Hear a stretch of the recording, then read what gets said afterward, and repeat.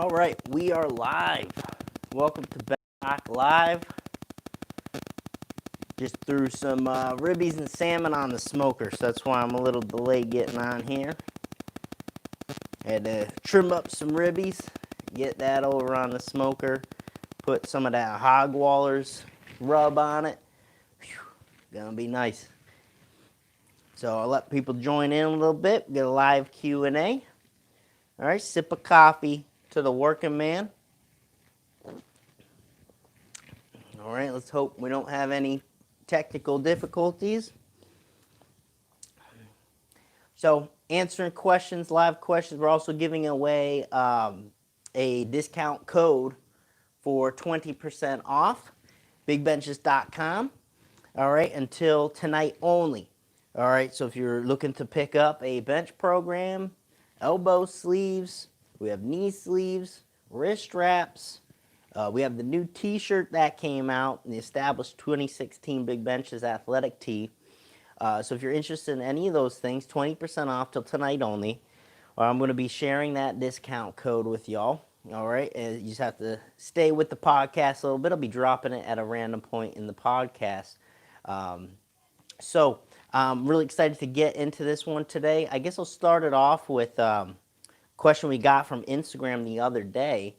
And then as more questions roll in here, we can answer them. We're live on YouTube and Instagram right now. So the question the other day was, how long does it take to break in a bench shirt?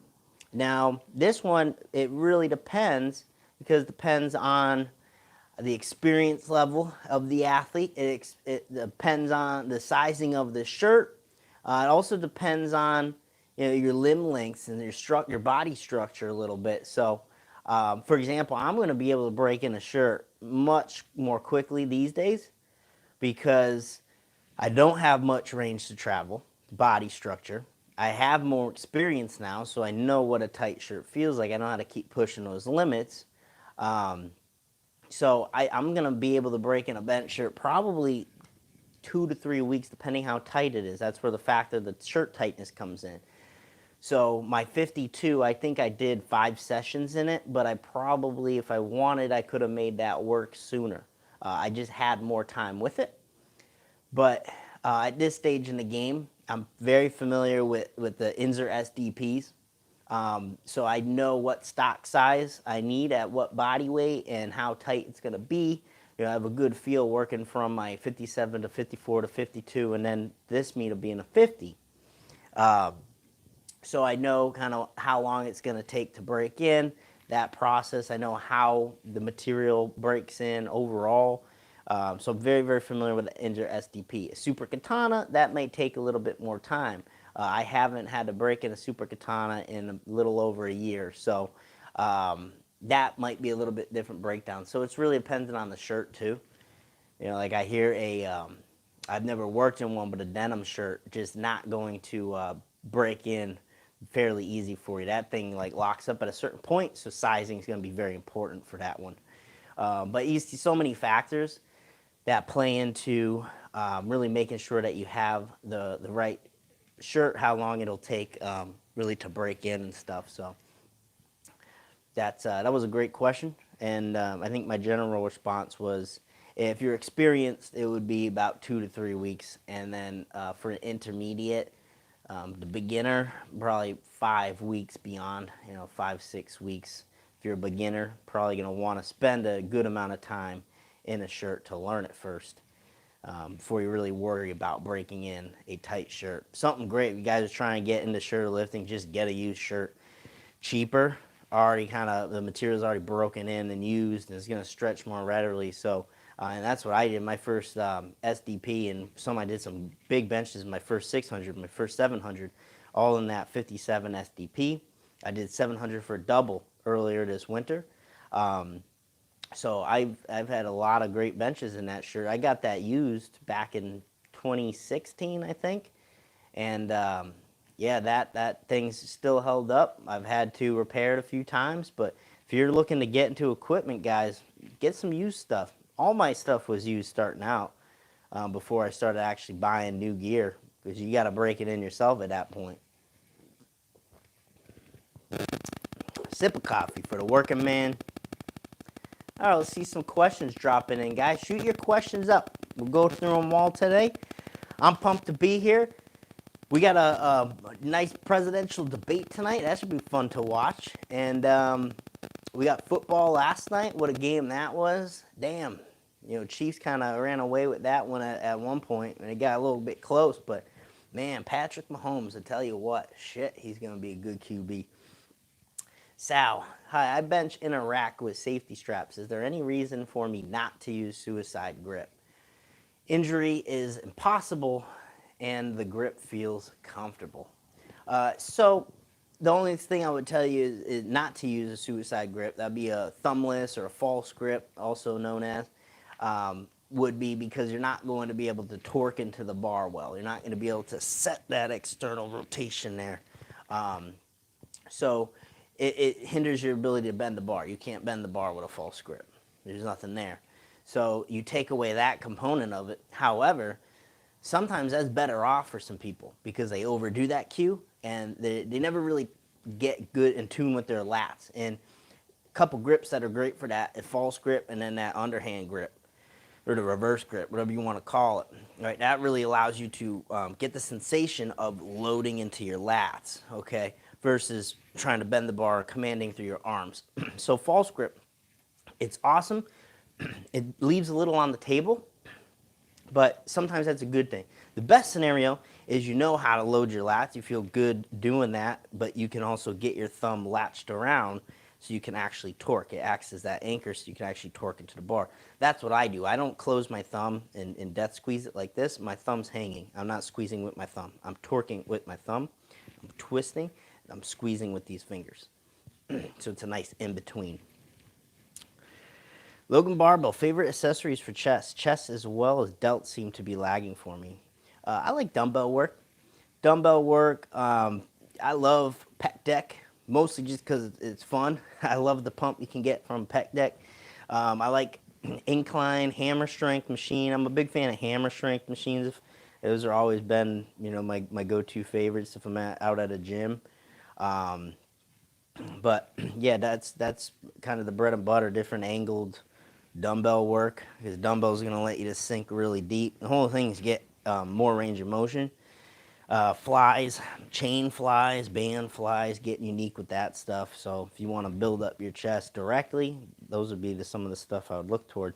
Delts, I think overhead press needs to be that bread and butter, something you have heavy movement. You can use dumbbells too, but have a movement that you're going to progress. I think a lot of times with the delt work is that, we mostly hit it kind of, you grab some light dumbbells for lateral raises, and there's never really a progression there, right? How many years have we been grabbing like the same 15s or the same 20s and just swinging them,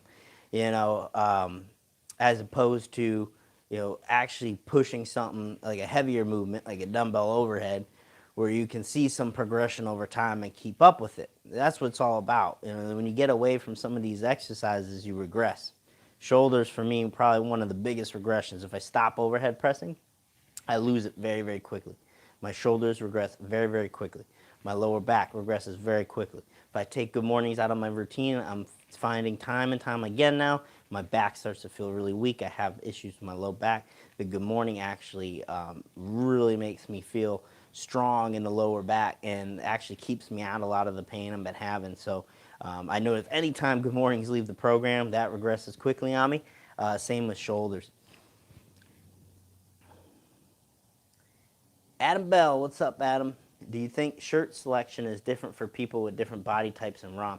Yeah, absolutely. You gotta be pretty direct with the sizing on that.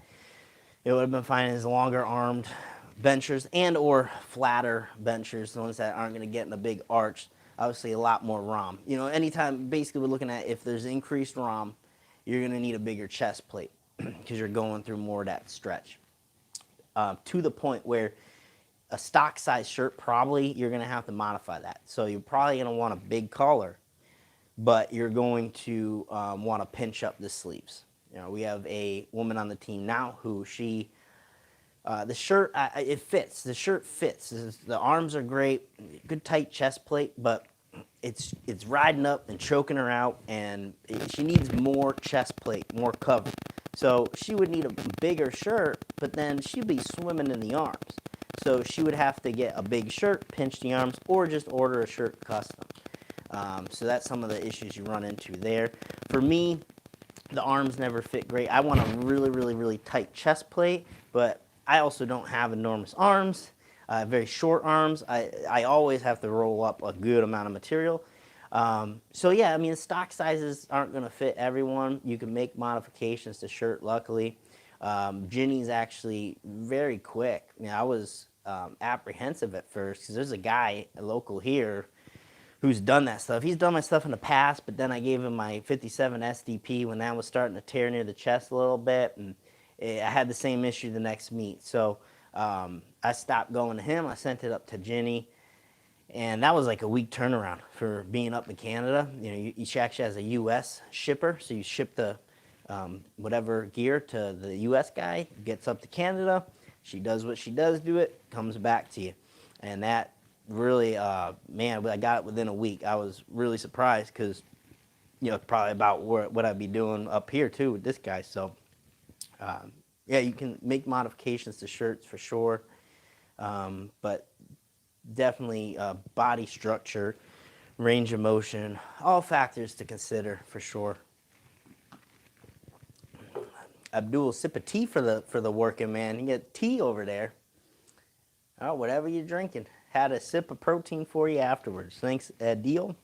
Appreciate it, buddy. Sip of coffee to you. Or I should say espresso. Straight espresso. Matt says, for an intermediate lifter who has their own gym area, what 2 bars would you suggest they have? Oh, that's a good one. That's a good one. So obviously a power bar. If I had to be specific, my favorite's always been the Texas Power Bar. You know, I haven't tried them all. You know, I'm not Garage Gym Reviews.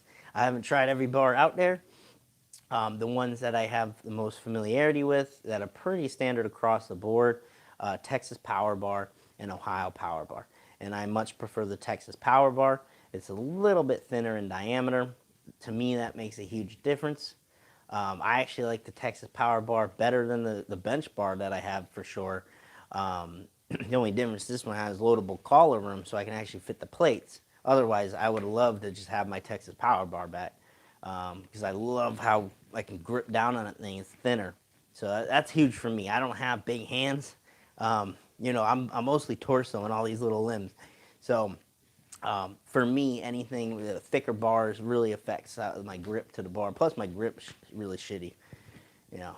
So that really affects me. But I would say Texas Power Bar, and then I would say it depends on the goals.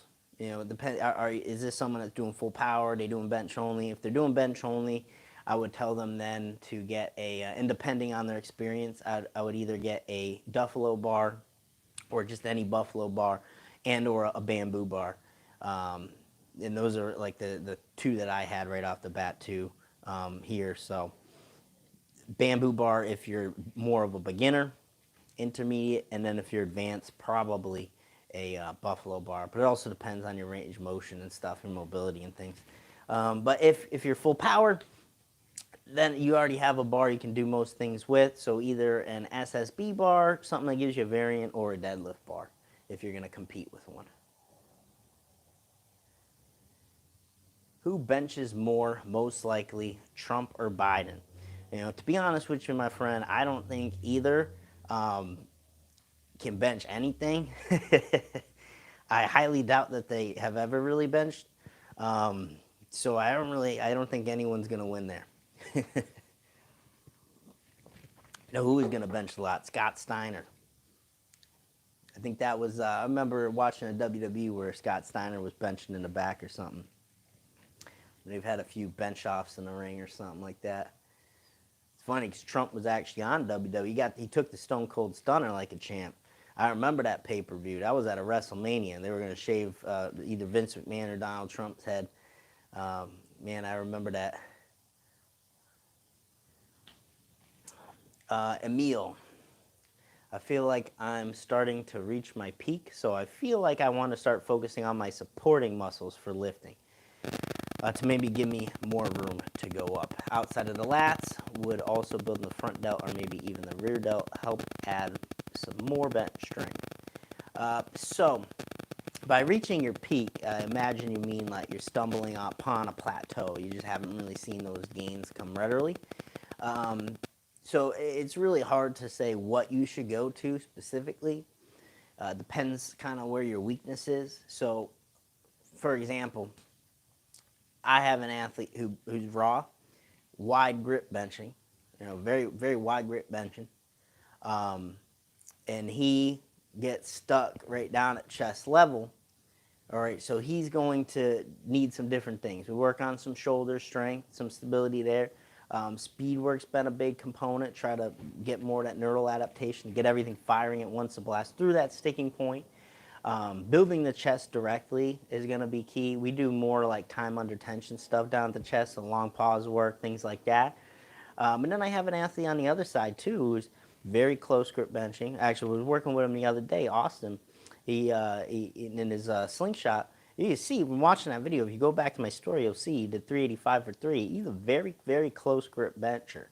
That's not close grip bench. That's his normal grip that he prefers. So, in that right, you can just tell from watching him. Right, he's gets that pop. He's got good fundamentals down at chest level. I think there's some positioning things we definitely have to work on, continue to reinforce. But it ultimately comes up to about mid-range, and then he's got to be able to grind through it. So we really have to stress triceps for him. A lot of board work. Board work's a regular staple in his programming. So he's going to need something a little bit different. So when you're supplementing like those areas in the range of motion, you got to think, all right, so a lot more tricep accessories for Austin. Probably do more like chest, maybe even back for my other lifter there. All right, so it really depends. You got to think of it as the secondary work is more for building the weak point in the range of motion because it's mechanically similar to lift. And then you're using accessories to supplement that other stuff. Okay, hopefully that makes sense. So you're taking the accessory movements, you're supplementing kind of what you're doing with the secondary stuff, and that's hopefully getting up your main work. So that's kind of like the logistics of it. Let's see, what do we got here, guys? Drop your cues. JC, I have pretty good leverages for bench, short arms, barrel chest, but for some reason it is my weakest lift. To make things weirder, the gap between my OHP is abnormally close. 70 kilograms overhead press, 100 kilograms bench. So if the overhead press doesn't seem to be like a weakness for you, so it's probably something else. JC also says, if my shoulders and tris are very strong and they can they not be letting my chest work? Should I try dumbbell pressing as an accessory to force my chest to work more? So, for the getting I'm assuming that you're getting stuck down at chest level. All right. If you're getting stuck down at chest level, then I would look to develop even your back. I'd say. It also depends if you're loading it properly.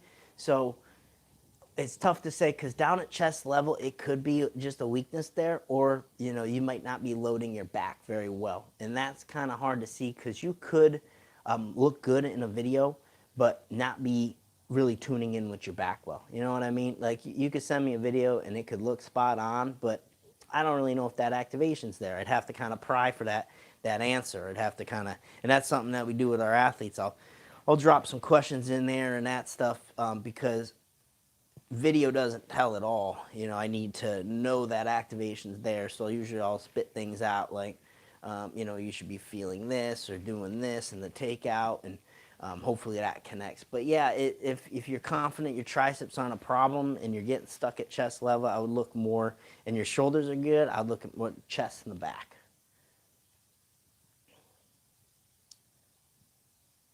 Adil also says my bench went up when I started prioritizing seal rows in my workouts. So yeah, actually seeing a lot of those heavy back movements bump up. I guarantee you, you're not gonna have. I guarantee you're not gonna have a 315 row and a 200 bench, for example. Okay, um, but you could very well have a 315 bench and a 200 row. You know what I'm saying? So you're never going to outrow your benching. So always getting your back strength up is going to be a tremendous help. I don't think that gets prioritized enough. And it's one of those things, too, where if we leave the work on the back burner, it doesn't get done. It needs to be, there needs to be a staple there. There needs to be progression, trying to get more weight on the bar. So a lot of things we do with our athlete now is I'll give them one of those main movements, whether it's a barbell row, pendlay row, a seal row, one of those big ones, T-bar row. We can load up the weight. We're going for like a 5 rep max, a 6 rep max, or a 3 rep max, some progression there. And we're just starting with low weight, and we're just continually trying to add little by little by little. And then the next week we try to add little by little to try to break it. And then we'll either switch the movements or switch the grips, and then again set a bar, break it the next week, and that continues on. So there's a priority on trying to build up one of those big back movements. I'm still on my quest to rep out 3 plates. Probably do it for 1, but on the barbell row, it's more like holding that position for me. It's tough, but yeah, that definitely, I had that circled off as a big goal. Repping out 3 plates on rows would be really freaking sweet, and I'm looking to, hopefully I would like to do 5 on that, so I'd like to make it 5 if I'm going to attempt that. Adam Bell, what should I try for my 3 rep max today? 3 rep max on bench today. Yeah, so Adam is one of our athletes. The big day, big lift for today. So for the 3 rep max, my friend, I would just try to hit a new PR, based off what we're getting as like estimated max at this point. I'd say probably just shy of 400. 400 would be freaking amazing. So we'll see. We'll see how you feel. Think of this one. Just we're setting like a benchmark right now, because the thing with the conjugate system. So a lot of our lifters, I have doing in an umbrella of a conjugate system, all right, where we're doing some max effort attempts. This would be Adam's max effort upper day.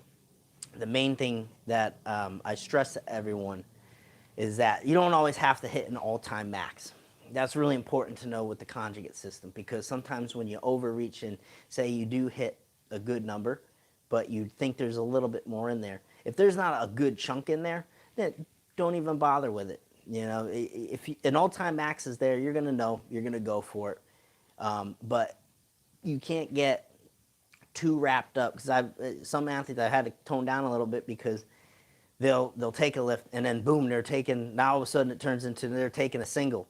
Now they're trying to like max out their 1 rep every time, or they're trying to squeeze out that extra bit. And every attempt you take, it's another opportunity to hurt yourself. It's another it's an opportunity for you to kind of screw up your mindset. You failed lifts. No one likes failed lifts. You leave in a bad taste in your mouth. All right, so we want to breed success. And then there's just so many variants week to week, so it's really important to know when something's there, when it's not there. For example, a bench that I had last week wasn't anything crazy, but felt like I ended on a good note. It was a 675 bench to the chest, or 685. I liked how it moved. It didn't feel like a tremendous day. It didn't feel like there was a shit ton more that I could have gotten. It was with a looser shirt. So I took that. I was very happy with how it moved. It was very smooth, good speed to it. So I just ended up cutting it there, because I know there's all these other weeks we're going to be doing this as well leading up to December. So for you, Adam, being in a very close position too, our meets being just a week apart, it's probably later when we start that peak at the mid to later October, November, we need to start really prioritizing that mentality of, all right, now we need to hit these numbers. We need to really push things. I think you got a really good hold on that. I tell you, I don't know what's up with this. Will bench press help with the bullies at school? I always get these questions. Every week. I tell you what, yes, they will. Bench press helps with everything. Sip of coffee to the working man.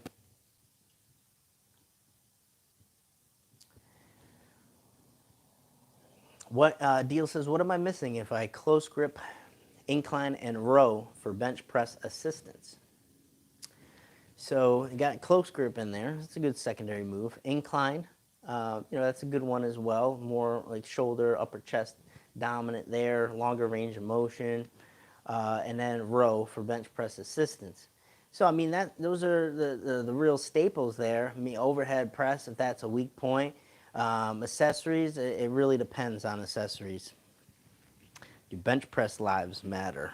All benches matter. These questions, guys.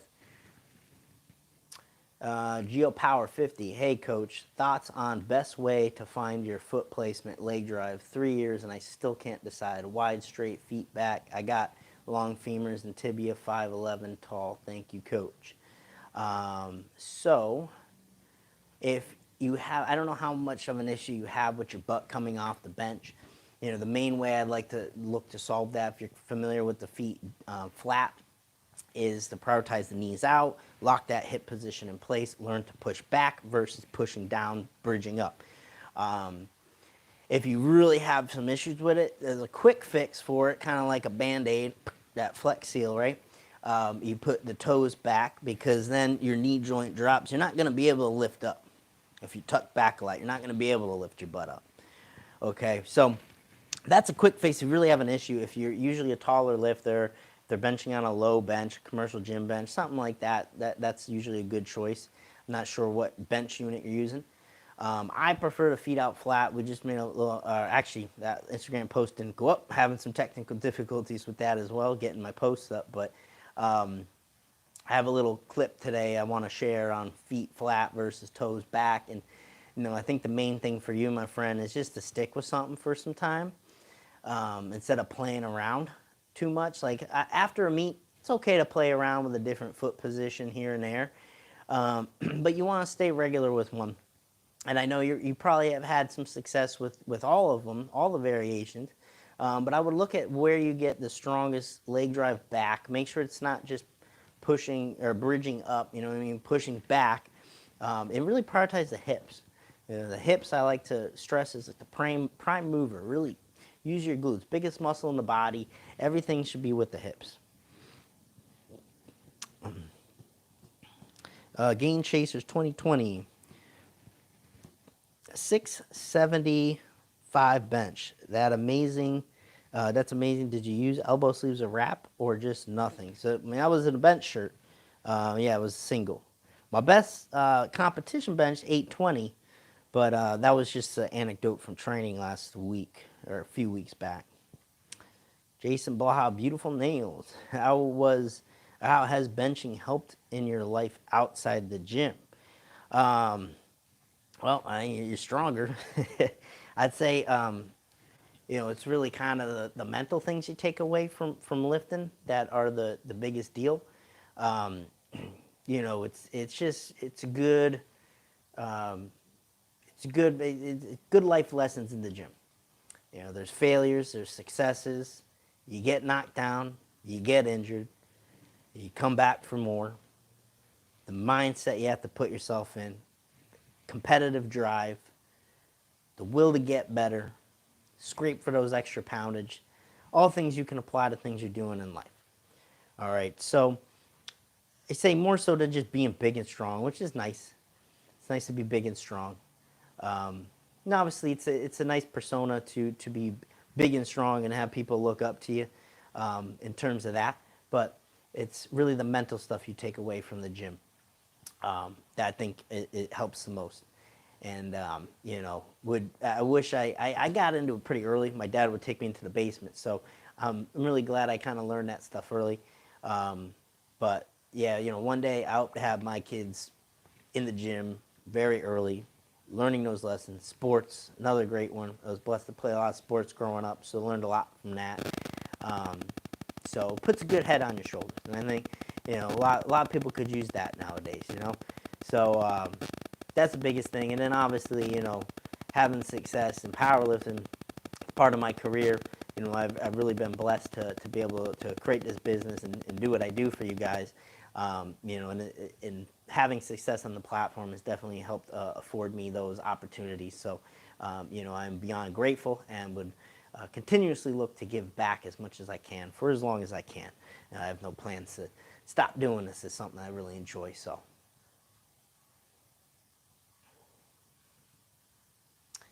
Matt says, tall Geo to go a little wider. I switched from under the bench to wide and can drive up the bench now. My hips are feeling stronger. That's a great anecdote there, Matt. Um, really glad to hear that, my friend. Yeah, the feet out flat. I really love how you can tune in with those hips. And if you really get good at knees out while you're doing it too, locks it right into position. So you never really have to worry about popping up. Max is asking if anyone has used the Inzer bolt and what they think about it. If anyone has that answer for him, let's help him out.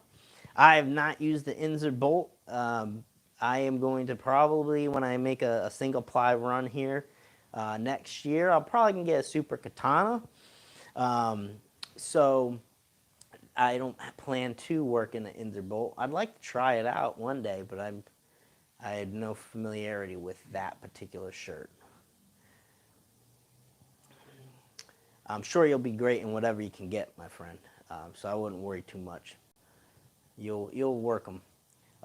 What's up, Ben? Hope you're doing well, man. When's the next meet, brother? What's up, Jake? Thanks for joining in, buddy. Yeah, so next meet, December 5th. We actually got a good crew going out to that. Jamie Mata's meet up at his place in Vermont. We're actually taking a road trip up there this Saturday, 4 hours each way, just to get some squatting in. But yeah, hell yeah, it'll be worth it. But we will be competing there in December. I think we've got about 7 or 8 lifters from the team looking to do that meet. So it's going to be a fun one. It's a 2-day meet up in Vermont. That's December 5th. So that's what we're prepping for right now. And that'll be a full power for me. Geo Power says, I'm also intermediate, have a nice garage gym also, love this sport. Just trying to stay consistent, injury-free, and steady small PR. That's what it's all about, my friend. Good mindset, good attitude. Starting out, I remember starting out, and, it's like you get so wrapped up in trying to get yourself ranked, or you're trying to get yourself ahead of other people. When lifting, it takes a while. It just takes a while. To get strong. That's why you see a lot of people in their 40s and stuff, and especially in WPO, you see a lot of these older guys, their season, their experience, it takes a while to build strength. They just have that time under the bar. So, yeah, actually, I wrote an article once a few years back. This is like 2017, 2016. I wrote an article about how really have to spend your time in lifting. And I guess Dave Tate saw that one. He wasn't really into how I worded it, so it never got published. I don't know where that article is now, but I thought it was pretty good. I wrote about how one of the biggest factors to getting stronger in sport is the patience aspect of it, and putting in that consistent effort. That's big. You see so many people who started at some point, dropped off for whatever reason, life took over, and then boom, they missed all these years of training, boom, back into it, and then wishing that they haven't taken that time off, or getting into it later in the game, still don't have that time under the bar. It's a time thing. You just got to put in your repetitions. It's like, I'll give you a Tom Brady reference, right? When he started out, he's fresh, he's green, he's learning shit. Later on now, it's like, you see a defense, you read a defense, you make the play. What I mean? It's kind of the same thing, accumulating strength. You've been there, you've done that, you're built up those neural adaptations, your body's prepared for the weight, so. And you see people who may have done a shit ton in the past, get into it again, they pick up really quick because all those components are still there. So again, it's you get so caught up in trying to get ahead when you're younger, you're starting out because you found this new sport, you're all right, let's do it, and then you try to rush your strength, or you train stupid, you hurt yourself, you're out of time, and then like you're frustrated, you're not making progress. I've seen these things play out over and over again. So you've got the right mindset, my friend. Slow, steady gains. However long it takes you to get there, you're gonna get there. So I'm not concerned with the things that I want to do in the future. I've got time on my side, and I'm gonna keep putting in my dues and working towards them. And it's putting in the time. Sip of coffee to the working man. All right, I'm gonna drop the code, guys. Set the alarms off. Listen in if you're watching. 20% off until tonight only. All right, we have a brand new T-shirt out. We still have wrist wraps in stock, elbow sleeves, compression wraps. You can check out our lineup of programs. We have an off-season bench program, a great kind of more of a peaking program for 6 weeks. We have a full power program, some really great stuff in there. I'm probably going to come out with a template based around the conjugate system at some point as well, free for VIP members. But guys, 20% off till tonight. Only use the code CHAINS. All right, just how you'd spell chains, but a Z instead of an S. So CHAINZ, chains. That is today's code. Is good till tonight only. Expires at midnight. No more. So again, brand new shirt, wraps, sleeves, programs. Go to bigbenches.com. Check it out. Also, bench clinics. While you're there, check out. We got some bench clinics coming up. If you're in Canada area, Newfoundland, also Michigan, going to in December. Anyone in the Michigan area, definitely come out. That's going to be a great event. And then I want to put the message out to anyone here. If you know a gym who might be interested in hosting one of our bench clinics, I'd love to come out to your area, travel everywhere. All right. I set it up with them, so just let me know. Shoot me a DM, maybe a gym you go to, whatever. More of a private facility is usually what we're looking for. Powerlifting gyms, things like that. So, yeah, shoot me a message. We'll try to set something up for 2021. I'm trying to fill the calendar next year, so I'm really excited to continue doing those again. This Michigan one's going to be great, guys. You don't want to miss that. It's going to be fun. If you can travel out to it, it'd be awesome. So again, code CHAINZ, CHAINZ. All right, Adil, what program do you recommend? And not for peaking, but general strength increasing for the bench. So our off-season program is really good and built around that. So higher rep work, things like that. You're not going to have a lot of, you're going to have rep maxes in that program that I have out, the 6-week off-season program. But you're not going to have like 1 rep stuff or 3 rep stuff, things like that. It's going to be more higher rep, build the volume, build size, size and strength. So I can't give you any specific program because so many things will work, especially if you're intermediate beginner.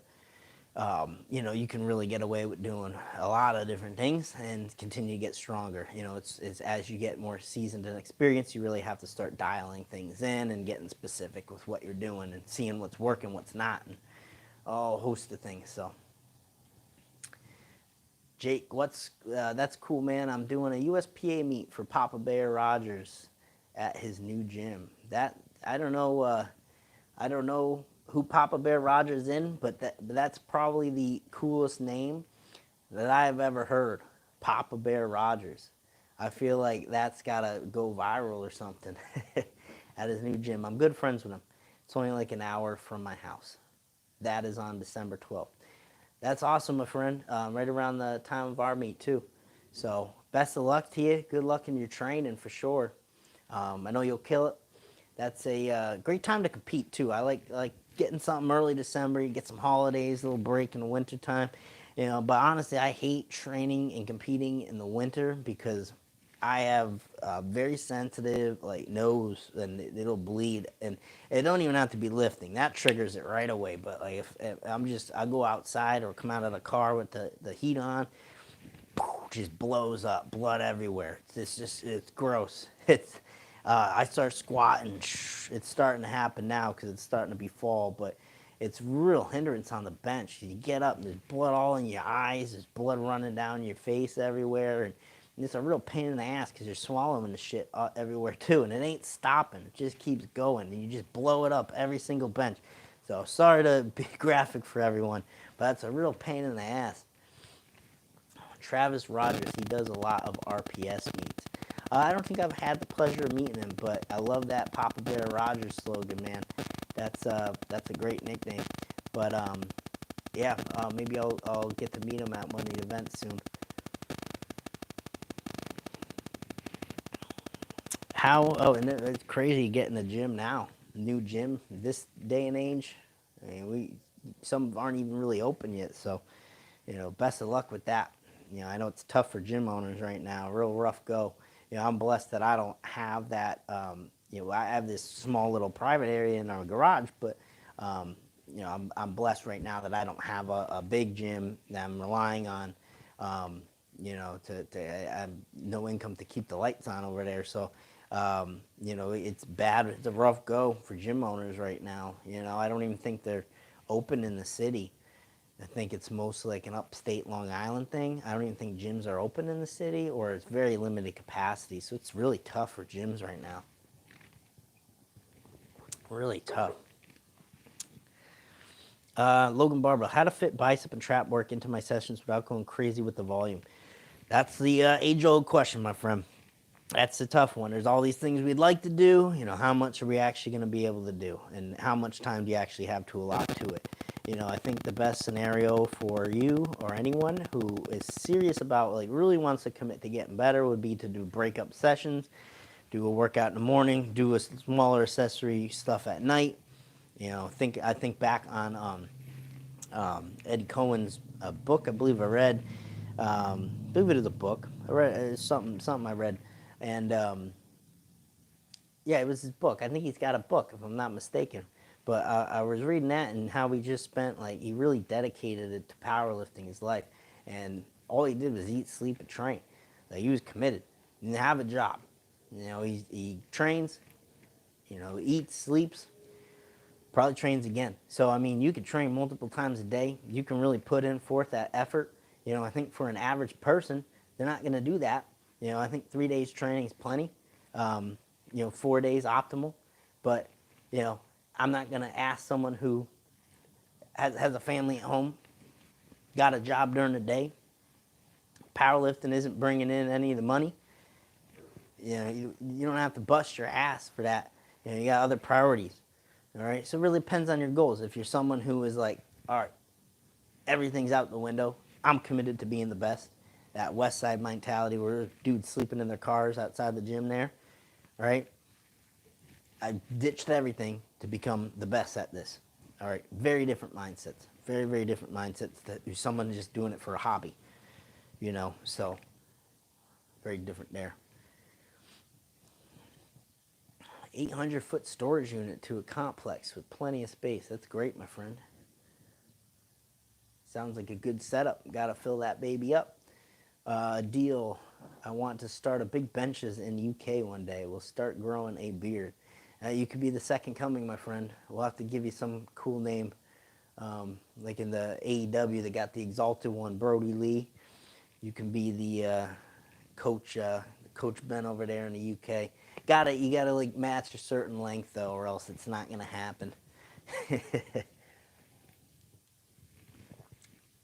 Sip of coffee to you. There are a few more questions here. Again, secret code, chains. Anyone missed it? Chains, 20% off tonight only, bigbenches.com. Check out what we got. Any more questions popping in? Anything you guys are doing in your training, looking forward to? Any questions on benching? Any other lifts? Drop them down below. Got some ribs out on the smoker.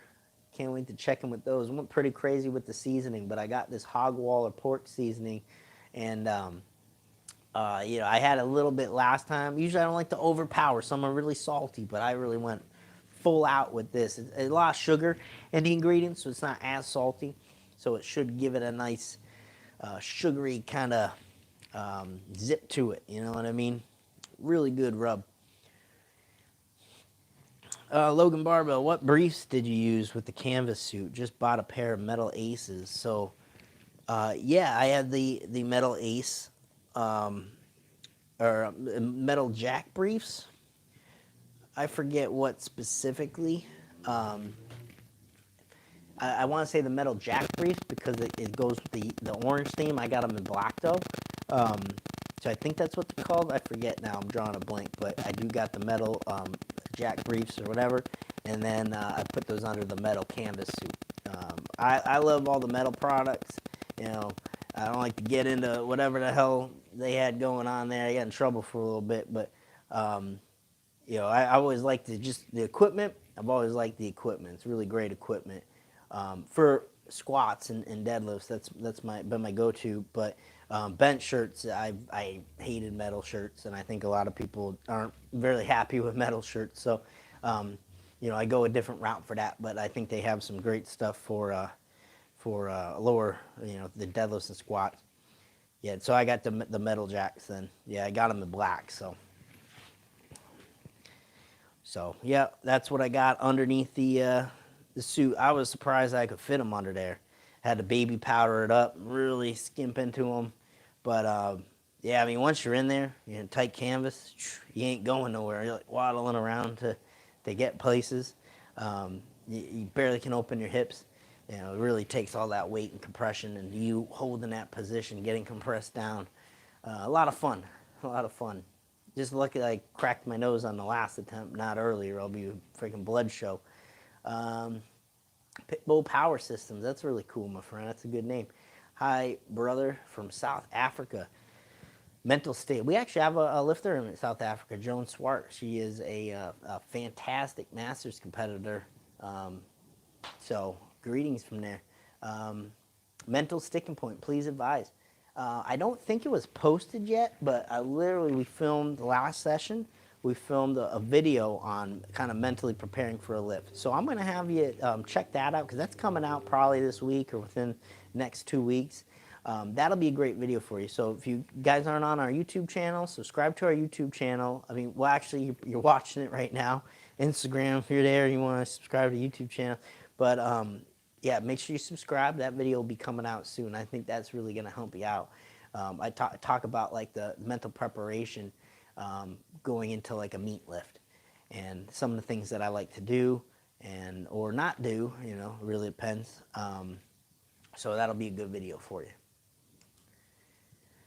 Max Whitman, have you ever used denim shirt? No, I have not used the denim shirt. I would love to use a denim shirt, but I ain't going to go spend the money on a denim shirt just to mess with it once. So if someone had to use denim shirt, I'd love to give it a ride, see what it feels like. But yeah, I ain't going out and getting my own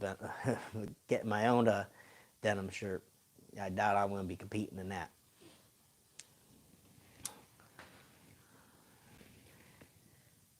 All right, guys. So I think we're going to round up. Have I ever seen West Side versus the World? Yeah, actually, that's a great documentary. I mean, I wish it kind of got into training aspects a little bit more. It was more like kind of, you know, what's the word?